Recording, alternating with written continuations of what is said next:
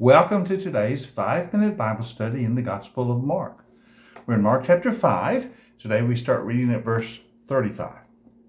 Now we're in the middle of the story, as you recall. Jesus has been asked by Jairus, a synagogue ruler, to come to his home because his little daughter is desperately ill, dying. Her father is afraid. Would Jesus come and heal her? So he's on the way. And we were on the way is when the woman with the bleeding issue came and touched Jesus' cloak and was healed. So has just occurred as they're on the way. And now we resume the trip to Jairus' home. But something happens before they can reach the house. While Jesus was still speaking, some people came from the house of Jairus, the synagogue leader, and they said, "Your daughter is dead. Why bother the teacher anymore?" Jairus had come with the urgent request to Jesus, "Come quickly, my daughter is so sick. Come before it's too late." But now the word comes, it's already too late. Your daughter has died. She's gone. The teacher can do nothing. There's no point in bothering him anymore. But overhearing, Jesus overheard the message they brought. Jesus said to him, "Do not be afraid. Just believe." Now, Jairus already has faith. That's why he came to Jesus. He believes Jesus could heal, but now that his daughter's dead, is he going to give up? Jesus says, don't be afraid. Just believe. In other words, keep on believing, even in the face of death. And obviously Jairus does. So they continue their journey. Now to reach the house, and Jesus did not let anyone follow him into the house, that is, except Peter, James, and John, the brother of James. Now, Jesus allows only 3 of his disciples to accompany him into the house.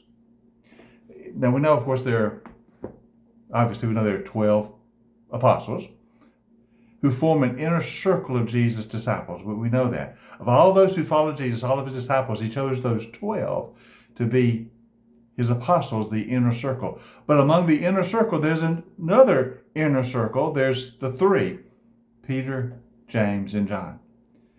They're sort of the closest around Jesus, and then the 12 are just outside that circle. And it's those 3, Peter, James, and John, that he invites into the house.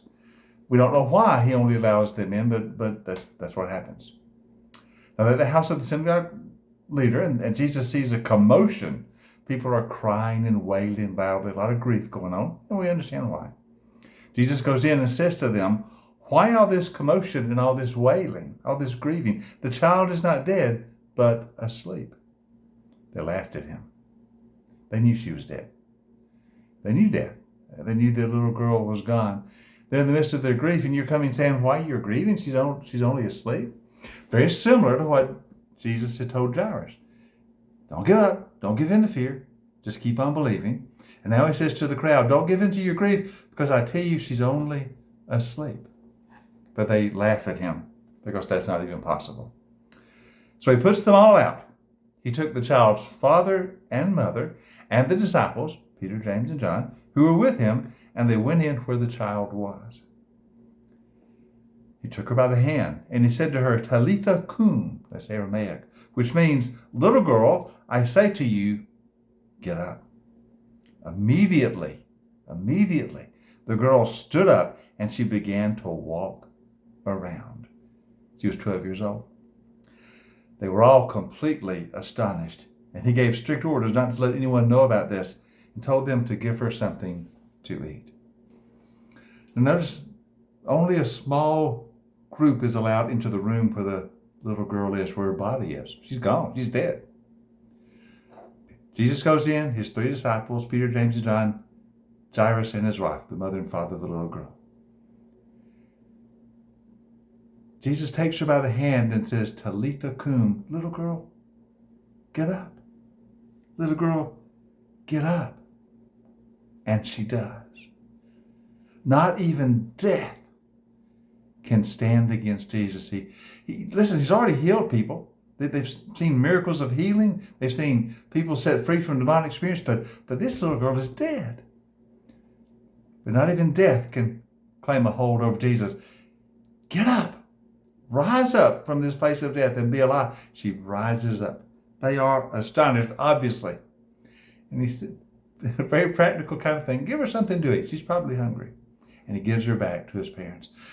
to her parents. Oh, what a wondrous moment as Jesus shows he is the Lord even over death. And he restores this little girl to her parents. And Jairus comes saying, come quickly, heal her before she dies. But she's already died. Too late by the time they get there. No. Jesus answers his desperate request.